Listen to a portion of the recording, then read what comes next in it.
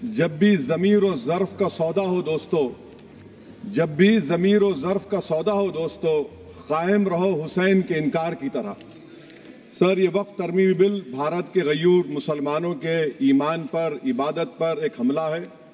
नरेंद्र मोदी की हुकूमत ने इस मुल्क की सबसे बड़ी अक़लियत के खिलाफ एक ऐलान जंग कर दिया और ये जंग ना सिर्फ मेरे जिस्म पर है, बल्कि मेरी आज़ादी पर, मेरी समाजी और माशी मार्जिनलाइजेशन पर है, मेरी शहरियत पर है, मेरे मदरसे, मस्जिदों, खानखाहों और दरगाहों को निशाना बनाया जा रहा है। और ये हुकूमत सच्चाई को नहीं बयान कर रही है कि ये तरमीमी बिल से मुसलमानों का तहफ़्फ़ुज़, तरक्की और गुर्बत का खात्मा होगा। ये सरासर झूठ है। सर, अगर आप आइन के आर्टिकल 14 को देखेंगे तो उसमें लिखा हुआ है इक्वल प्रोटेक्शन।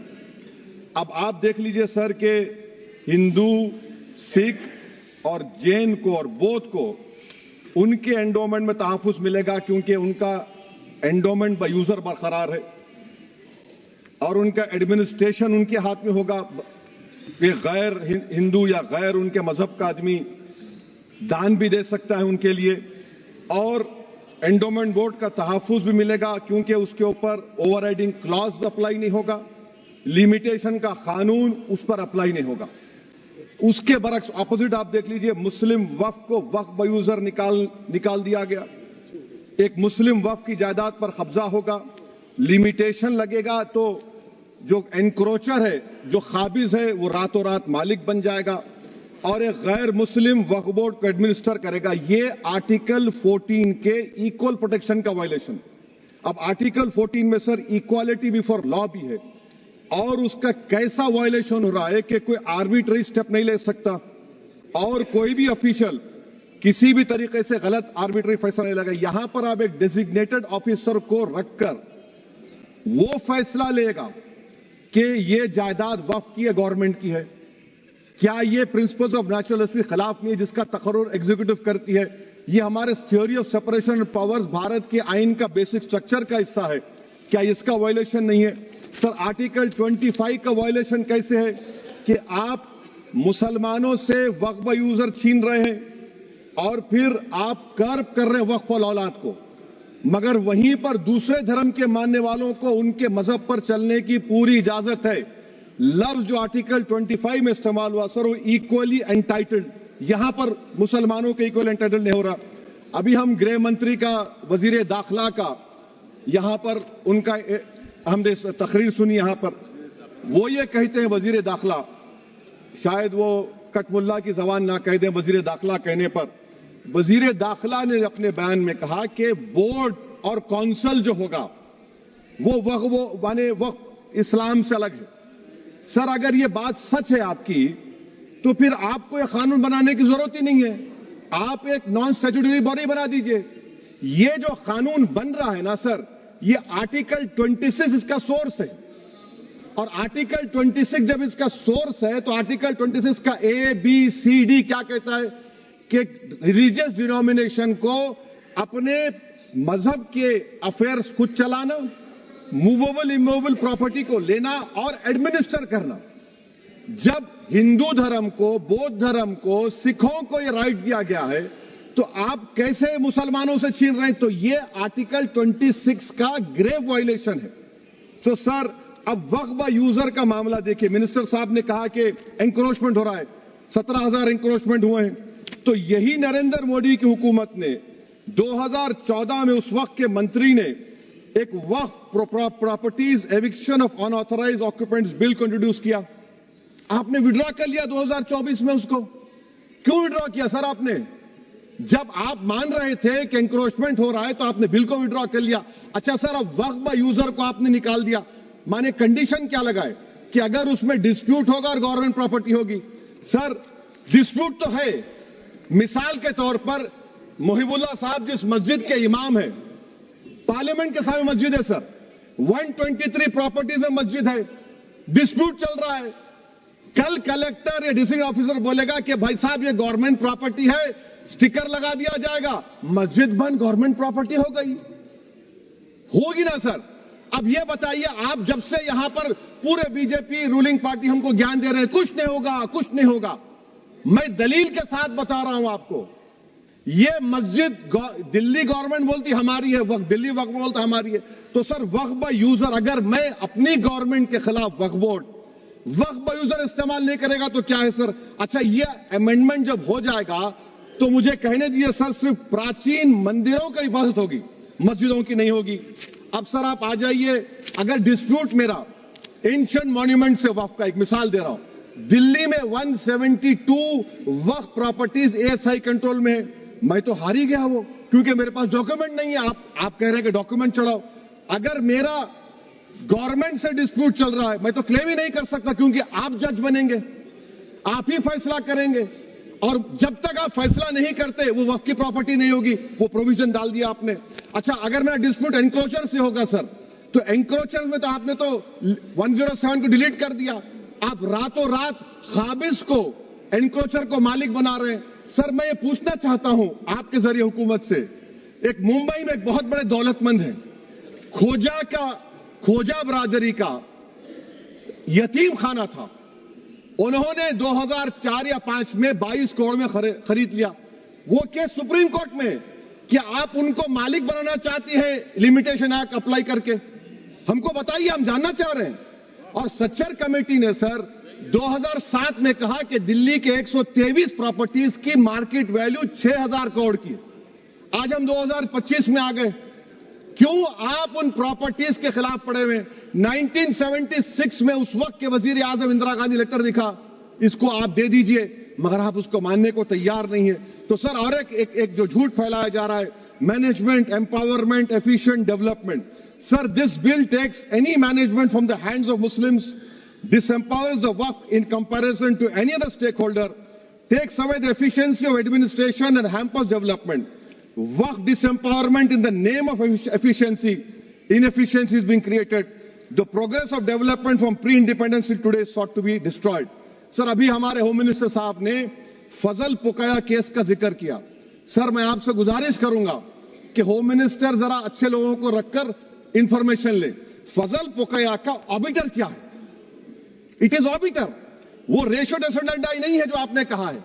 अच्छा सर, शेड्यूल ट्राइब के बारे में कहा, क्या शेड्यूल ट्राइब में मुसलमान नहीं होते? शेड्यूल कास्ट में नहीं होता मुसलमान, शेड्यूल ट्राइब में मुसलमान होता। तो क्या आर्टिकल 25 मेरा चला गया, आर्टिकल 26 चला गया, आर्टिकल 14 चला गया, 15 चला गया, 29 चला गया? लक्षद्वीप का एक मुसलमान एमपी है, क्या उसको राइट नहीं है क्योंकि ट्राइबल है? क्या कह रहे हैं आप? इस ऐवान को क्यों गुमराह कर रहे हैं आप शेड्यूल ट्राइब के नाम पर? सर और एक चीज जो आपको बता रहा हूं सर, अब आप जब आर्टिकल 26 से मेरा सोर्स है, तो आप सेंट्रल वक्फ काउंसिल में 22 में से 11 आप नॉन मुस्लिम को बना सकते हैं। रिलीजन न्यूट्रल आपने कह दिया, और आप बनाएंगे, क्यों बनाएंगे आप? स्टेट वक्फ बोर्ड में 7 नॉन मुस्लिम होंगे और 4 मुसलमान। क्यों होंगे? क्योंकि आप लॉ में 95 में डायरेक्ट मैनेजमेंट में ले सकते हैं 5 साल के लिए। आप वक्फ बाय यूजर को आप कलेक्ट डिस्ट्रिक्ट ऑफिसर बोलेगा ये वक्फ की प्रॉपर्टी नहीं है, तो वो वक्फ बोर्ड खामोश बैठ जाएगा, कुछ एक्शन ही नहीं लेगा, क्योंकि वो आपके प्यादे हैं। अच्छा, जब आप नॉमिनेट करेंगे सर मैं मोदी गवर्नमेंट के खिलाफ नो कॉन्फिडेंस ला सकता हूं, मगर वक्फ बोर्ड का चेयरमैन जो नॉमिनेट होगा उसके खिलाफ नो कॉन्फिडेंस नहीं ला सकते, हम बिल्कुल नहीं ला सकते। क्या मजाक है बताइए आप? ये डेमोक्रेसी है। नॉमिनेट भी स्टेट गवर्नमेंट करेगी, वो अगर डिक्टेटर बन जाएगा जैसा आज भारत में हो रहा है, तो वो भी नहीं हटेगा। कम से कम यहां पर तो इलेक्शन है, वहां पर तो आप 5 साल झेलते रहो उसको। अच्छा सर, अब ये जो क्लॉज 11 और क्लॉज 9 आप 16AA से देखिए, where the qualification of the members of the board has been limited only to 3 categories content in 14(1)(c). Intention is very clear that a majority is to be packed with non-Muslims. So who will defend my interests, sir? If I cannot depend on the state waqf board, central waqf council, which are going to comprise non-Muslims, this in itself is a clear violation of Article 26, 14 and 15, sir. अच्छा sir, CO पहले 95 act में था कि word मुस्लिम, आपने गायब कर दिया उसको। अरे आखिर क्यों इतनी नफरत है आपके लफ्ज मुसलमान से? अच्छा फिर क्या कह रहे हैं आप कि ये भी आर्टिकल 26 का वायलेशन है? सब जितने हिंदू धर्म के प्रॉपर्टीज हैं, सिख धर्म के हैं, बौद्ध के हैं और आपके जैन के, वहां पर उन्हीं के मजहब का ऑफिसर होगा। और कहां पर नहीं होगा? वक्फ बोर्ड में। Waqf board is a pure religious institution. इसको समझने की जरूरत है। तो आप ये कर दे रहे हैं सर। अच्छा सर, आप देखिए, अब आप आ जाइए ये ट्राइब्यूनल पर। मुझे समझ में नहीं आया सर कि हमारे होम मिनिस्टर वजीर दाखिला ने क्या कह दिया कि 2013 का जो कानून है वो नहीं बनता तो हम नहीं लेके आते। मैं बड़े अदब के साथ उनसे पूछना चाह रहा हूं कि क्या उस वक्त राजनाथ सिंह साहब, आडवाणी साहब, हमारी लेट सुषमा स्वराज, ये बड़े बड़े नेता यहां बैठे थे? आपने यूनानिमस उस कानून को पास करवा दिया। कीर्ति आजाद थे उस वक्त, अब यहां बैठे हैं वो टीएमसी में। तो क्या आप गलत थे या वो गलत थे? हमको बता दीजिए, आप बता दीजिए। क्योंकि अगर आडवाणी आपके लिए बहुत बड़ा नेता है, मेरे लिए नहीं हो सकते, आपके लिए आपने पद्मश्री दिया उनको। मोहतरमा सुषमा स्वराज की जबरदस्त तकारीर का मैं कायल हूं, वो बैठकर उस 2013 को यूनानिमस पास कर दिए। मुझे कंफ्यूजन है कि क्या अमित शाह, नरेंद्र मोदी बड़े हैं या आडवाणी बड़े हैं? आपके लिए आप तय कर लीजिए। अच्छा सर, आपके tribunal sir, railway Clements tribunal, NGT tribunal, income tax, वैसे 14-15 ट्राइब्यूनल है। हिंदू एंडोमेंट का ट्राइब्यूनल, सबका अपील नहीं होती, रिव्यू होता है। गृह मंत्री सरकार कह रही है कि नहीं, रोक दिए, रोक लगा। कैसे रोक लगाते हैं? रिव्यू और अपील में तो फर्क होता है ना सर। आप ही कह रहे हैं कि पूरे कोर्ट्स में बैकलॉग है और आप अपील कर रहे हैं। अच्छा सर, रिटायर्ड डिस्ट्रिक्ट जज 95 में सिटिंग डिस्ट्रिक्ट जज था, जो एडमिनिस्ट्रेटिव कंट्रोल था सीजीआई साहब, उसको निकाल दिए। अच्छा सर, अब आप अभी हमारे मंत्री साहब ने कहा trust, sir Shri Sai Baba trust 2004, वो ये कहता है जो ऑफिसर उसमें काम करता उसको साई बाबा का डिवोटी होने चाहिए और उसको डिक्लेरेशन लिख के देना पड़ेगा। यहां पर हो रहा तो यहां पर क्यों नहीं हो रहा? अच्छा सर, आप फिर देख लीजिए, ये आपका हो गया सर। हाँ, अब अमित शाह साहब ने सेक्शन 2A के बारे में कहा और उन्होंने इस बात का इकरार कर लिया कि दाऊदी बोहरा के लिए यह बनाया गया है। मगर मैं आपके जरिए से गवर्नमेंट से पूछना चाह रहा हूं, आपने तो उस प्रोवाइजो में दाऊदी बोहरा का नाम ही नहीं लिखा। आपने उनको भी थैंक यू कर दिया, उनका नाम क्यों नहीं लिखा आपने? और सर, और गवर्नमेंट क्या कर रही है? आप मुस्लिम समाज में जो बेकार किस्म के लोग हैं उनको एक रास्ता बना रहे हैं, एग्जिट दिखा रहे हैं कि तुम्हें वक्त से बचना है तो तुम्हें ट्रस्ट बना लो। ये क्या कर रहे हैं सर आप? कम से कम उन दाऊदी बोहरा को आप दे देते। अच्छा sir, clause 3V section 36 clause 18 देख लीजिए। Oral Waqf, oral appointment has sought to be discontinued even though it is recognized practice in Islam. Muslim personal law is recognized oral waqf and 1937 Shariat Application Act. Sir, आप clause 39 पर आ जाइए। 5 साल के लिए मुसलमान। मैं किरण रिजिजू से पूछना चाहता हूं, सर दाढ़ी रखे तो मुसलमान प्रैक्टिसिंग है या क्लीन शेव आपकी तरह है? तो बताइए हमको, प्रैक्टिसिंग क्या होगा? अच्छा, किसी को पकड़ के मॉब लिंच कर दिया और बोले कि JSR का नारा लगाया, और वो JSR का नारा लगाया तो क्या मुसलमान रहेगा? नहीं रहेगा। या फिर देश के प्रधानमंत्री ने कहा था कपड़े देखकर पहचानो, तो क्या कपड़े देखकर आप कह देंगे? अच्छा, अगर कोई क्रिश्चियन हिंदू धर्म कबूल करता है तो क्या वो मंदिर को नहीं दे सकता प्रॉपर्टी? फिर भारत के संविधान में आर्टिकल 300 क्यों है सर? राइट टू इक्वालिटी क्यों है? फ्रीडम ऑफ रिलीजन क्यों है? 5 साल कहां से लाएंगे? अच्छा सर, और एक चीज सर, और एक चीज मैं आपको बोल के खत्म कर दूंगा सर। इस बिल में वक्फ औलाद का सर, इसमें आप देखिए clause 432, the creation of waqf aulad shall not result in denial of inherent rights to heirs including women heirs और द वाकिफ और the right of person. Sir, ये आर्टिकल 25 का वायलेशन है, शरीयत एप्लीकेशन एक्ट 37 का वायलेशन, आर्टिकल 300A का वायलेशन है। अच्छा, हिंदू धर्म में सेल्फ एक्वायर्ड प्रॉपर्टी को एक हिंदू, अब उसके फर्ज के 2 बच्चे हैं, वो एक को अपनी पूरी दौलत दे सकता है, कोई रोक टोक नहीं है। वो कहेगा नहीं मैं घर के बच्चों को नहीं दूंगा, मोहल्ले के गरीब को दे दूंगा, वो भी कोई रोक टोक नहीं है। वहां पर आपको बच्चों की फिक्र नहीं है। जब मैं अपनी प्रॉपर्टी को अल्लाह को मालिक बनाकर दे रहा हूं, आप कह रहे बच्चों की फिक्र नहीं है। इतनी मोहब्बत आप बिल्किस बानो से दिखा देते तो आपके लिए दुआएं देती आपके लिए। तो सर, आप दूसरी बात आप देख लीजिए सर, आखिरी बात कहकर मैं अपनी बात को मुकम्मल कर रहा हूं सर। नहीं मुकम्मल कर रहा हूं। स्पीकर साहब बहुत टाइम दे दिए। सर आप देखिए, इसमें अमित शाह साहब बोले कि इतनी प्रॉपर्टीज का कब्जा हुआ, चोरी हुई, ये हुआ।